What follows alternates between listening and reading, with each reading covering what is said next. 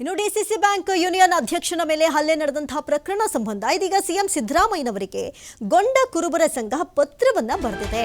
ಶಾಸಕ ಲಕ್ಷ್ಮಣ್ ಸವದಿ ಪುತ್ರನ ವಿರುದ್ಧ ಹಲ್ಲೆ ಆರೋಪ, ನಿಂಗಣ್ಣ ಕರೆಣ್ಣವರ ಮೇಲೆ ಹಲ್ಲೆ ಮಾಡಿದಂತಹ ಆರೋಪ, ನಿಂಗಣ್ಣ ಕರೆಣ್ಣವರ ಮೇಲೆ ರಕ್ತ ಬರುವಂತೆ ಥಳಿಸಿದ್ದಾರೆ. ಶಾಸಕ ಲಕ್ಷ್ಮಣ್ ಸವದಿ ಜೊತೆಗೆ ಅವರ ಪುತ್ರ ಚಿದಾನಂದ ಸವದಿ ಥಳಿಸಿದ್ದಾರೆ. ಲಕ್ಷ್ಮಣ್ ಸವದಿ ಓರ್ವ ಜವಾಬ್ದಾರಿ ಸ್ಥಾನದಲ್ಲಿರುವಂತಹ ವ್ಯಕ್ತಿ, ಅವರಿಗೆ ಇಂತಹ ಕೃತ್ಯವೆಸಗಿದ್ದು ಸರಿಯಲ್ಲ. ಇದು ಶೋಷಿತ ಸಮುದಾಯಗಳ ಮೇಲಿನ ದಾಳಿ. ಕೂಡಲೇ ಅವರನ್ನ ಪಕ್ಷದಿಂದ ಉಚ್ಚಾಟಿಸಿ ಶಾಸಕ ಸ್ಥಾನಕ್ಕೆ ರಾಜೀನಾಮೆ ಪಡಿಬೇಕು, ಕೂಡಲೇ ಸವದಿಯನ್ನ ಬಂಧಿಸಬೇಕು ಅಂತಹ ಆಗ್ರಹ ವ್ಯಕ್ತಪಡಿಸ್ತಾ ಇದ್ದಾರೆ. ಪತ್ರದ ಮುಖೇನ ಗೊಂಡ ಕುರುಬರ ಸಂಘ ಇದೀಗ ಆಗ್ರಹಿಸಿದೆ.